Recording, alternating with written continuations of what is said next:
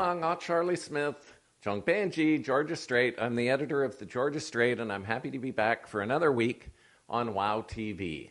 And today I'm going to start the newscast with some sad news.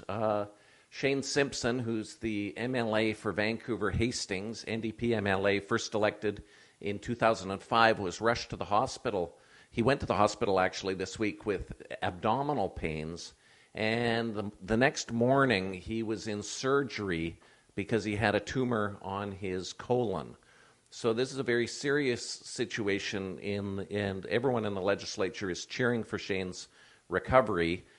He's the caucus chair of the NDP and one of the more important MLAs, and many thought that he would be a cabinet minister after the last election, except the BC Liberals under Christy Clark pulled off a surprising victory.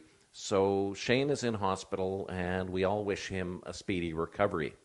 Another bit of news involving the BC NDP is the entry of Craig Keating into the race for the party presidency. And after the last election, there was some criticism of the president, Mo Sahota, because the party didn't win the election that they were expected to succeed in. So Craig Keating, who's a City of North Vancouver councillor, he's been in for 5 terms, has said he's going to run for the party presidency in November. He was the NDP candidate in North Vancouver Lonsdale and lost to Naomi Yamamoto. And so Craig Keating has lost a couple of times in North Vancouver Lonsdale, so now he's going to step forward and run for the party presidency. He's a history professor at Langara, the Langara College, and he's also being very involved in environmental issues, promoting densification in the city of North Vancouver, and he's been a strong advocate of looking at drug addiction as a medical issue. And speaking of medical issues, this week in the Georgia Strait, we're focusing on traditional Chinese medicine. And you can see on the cover here, Jennifer Gao, who's one of many traditional Chinese medicine practitioners in Vancouver, and she's from Guangzhou. Many of them will be downtown in Vancouver on the Labor Day weekend for TELUS Taiwan Fest, providing free consultations. So there will be about 100 traditional Chinese medicine practitioners in downtown Vancouver.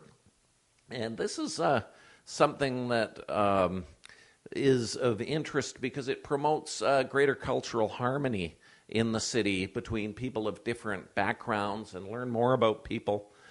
This has become an issue actually in Richmond, where there was a photograph involving a child. A Chinese child was actually urinating in a garbage can at Richmond Center Mall. And this has caused a great deal of outrage over Twitter.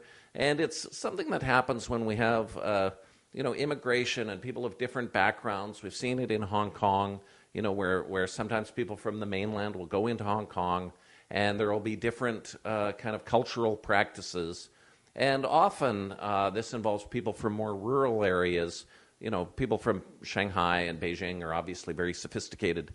And so what's happened here in Richmond is there's this incident that is creating some chatter, but I think it's, culture is never static, and this is something that, I think it's being overplayed a fair amount. Another story that's in the news involves a white supremacist named Craig Cobb, and he used to live in Vancouver in 2010, and he has a website that actually promotes a lot of hatred for people of other cultures. Well, now he wants to create a whites-only community in North Dakota, which is in the United States. He was charged in Vancouver for promoting hatred against people because of his website. So he's now back in the United States. His charges are still outstanding in Canada, and he's been making the news recently. I remember writing about him, and when he was living in the downtown east side, he would go to the Waves coffee shop across from the police department, and I think most Vancouverites are probably glad that he doesn't live here anymore, but he's continuing to cause trouble, this time south of the border.